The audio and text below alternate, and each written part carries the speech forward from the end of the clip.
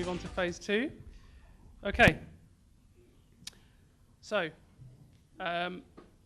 again, familiar pattern. I'm going to talk about the objectives of phase 2 of the work. I'm going to talk about the waivers that we've developed, about the approach that we're proposing for human exposure via the environment. And I'm going to talk about specifically human exposure via the environment, what are the relevant pathways. I'm going to talk a little bit about exposure scale. I'll try not to get into too much detail about that. I'm going to talk about the suitability of existing ERCs, and then what we've developed, which are the ECPA SPERCs. I'm going to mention SPERCs that have been developed by another industry group that may well have overlap with our group, with our SPERCs. And then I'll make a brief note about secondary poisoning and then summarize.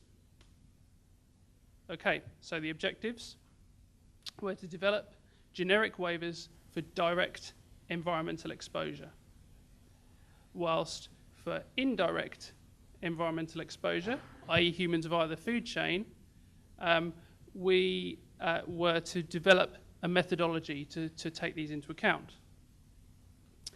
Ideally, what we come up with could be integrated into the ESITOC TRA if appropriate.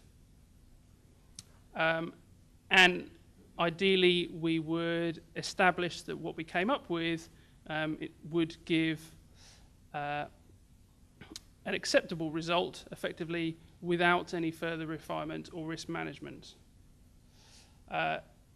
We're also asked to develop templates for the exposure scenarios or for the CSR with regard to the exposure scenarios, and then to consider if any backup approaches would be required. So, the first thing are the waivers. You've all got a printout here. Now, this is a printout of our proposed template for carrying out, I don't want to use the word template really, our proposed example of how you might carry out an assessment for co-formulants for the crop protection use. Now, there's a fair bit of discussion here about SPERCs and etc., which we'll get onto, but then if you move to page 6, section 10.1.2, there's a copy of the waiver there. So it says here, quantitative risk characterization for the environment has not been conducted for this exposure scenario, and then there's the justification there.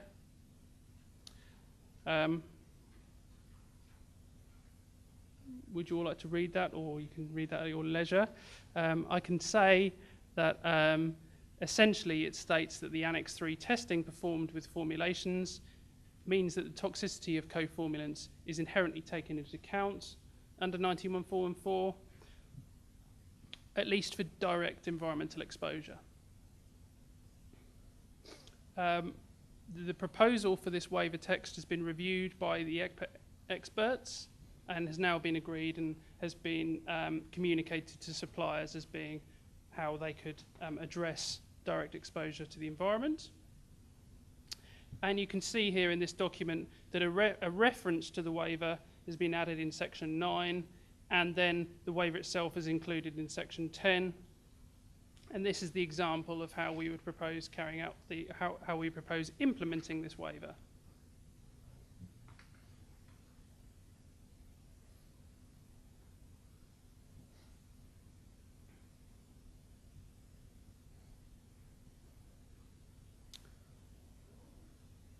So, moving away from the direct exposure and into the indirect exposure pathways, I guess the question is, when is an assessment of human exposure via the environment required? Well, according to the REACH guideline, an assessment of indirect exposure via the environment is required for substances where you have greater than 1,000 tonnes, or you have more than 100 tonnes per year, and the substance is classified with R48 or as a carcinogen and mutagen or repro.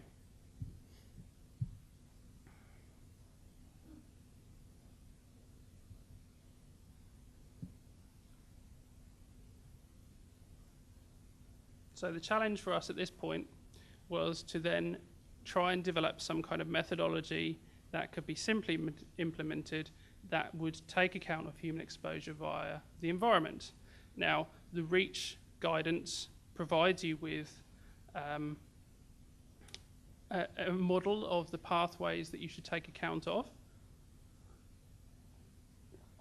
So in this case, you can see from the top left-hand corner that you have a concentration in air, and that this feeds into a concentration in crops and cattle, and also provides an inhalation dose for humans via the environment. So you can see that although under 91.414, a specific co-formulant, the assessments under 91.414 don't specifically cover co-formulants, you can see here that if we were able to develop an approach for human exposure via the environment, we've taken care of that air pathway as long as we've covered these exposure routes.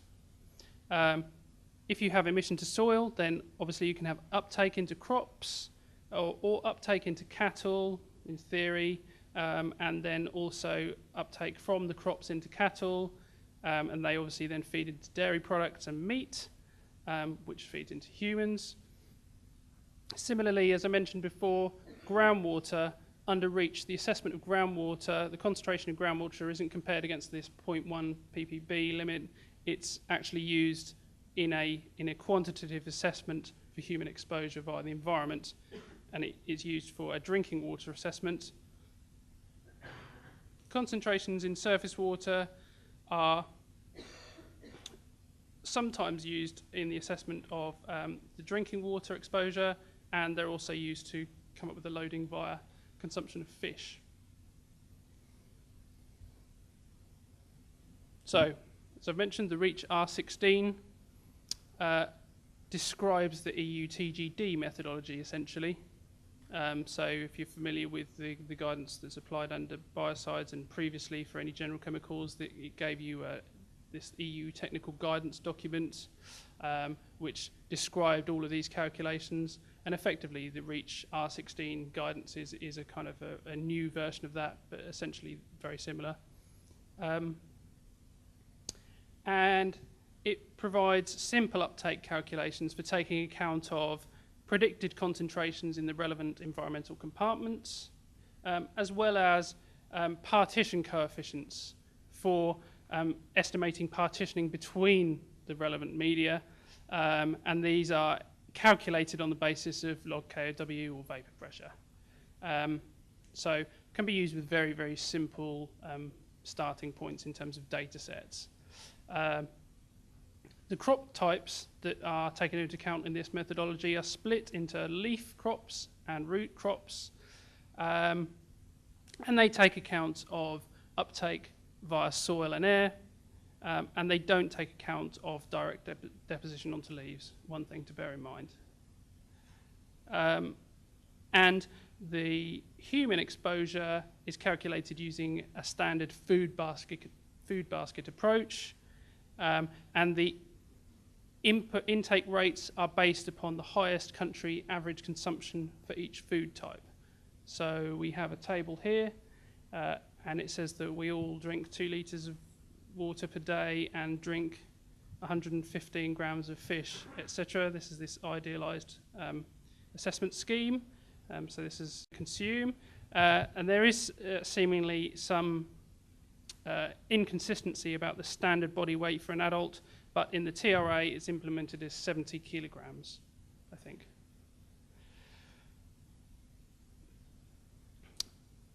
Okay. I'm going to mention scales of exposure now. Something that seems to get groans from my colleagues. It's quite a conceptual idea, really. But nevertheless, under REACH, the exposure assessment is based upon this kind of differentiation between local and regional scales. So I'll try and explain it here.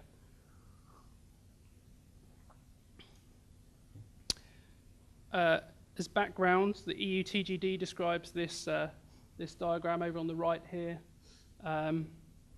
It gives you a region that has a population of 20 million people, and that has a certain dimension, and you have an assumption about how much product, if you're using a tonnage-based approach, is used within that region.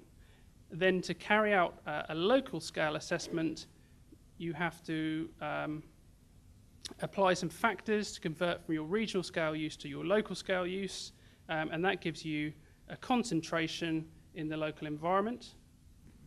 And your overall PEC in the local environment is taken account as the local concentration plus the background concentration, which is the regional concentration in the larger region.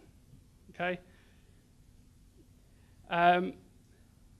If we look at how this applies to a human exposure via the environment assessment, then you could carry out the assessment on one of two scales. You can either carry it on a local scale, which basically assumes that the entire food basket, everything that I showed on the previous list, is sourced within the vicinity of a single point source.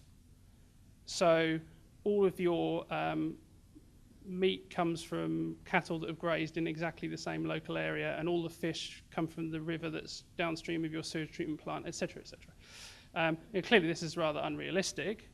The alternative is to base it upon a regional assessment, and this is where you say your entire food basket is sourced from the wider region. Now this is perhaps more realistic, but it is still highly averaged. And in the EU TGD or the R16, it does mention that that might not be protective in some cases.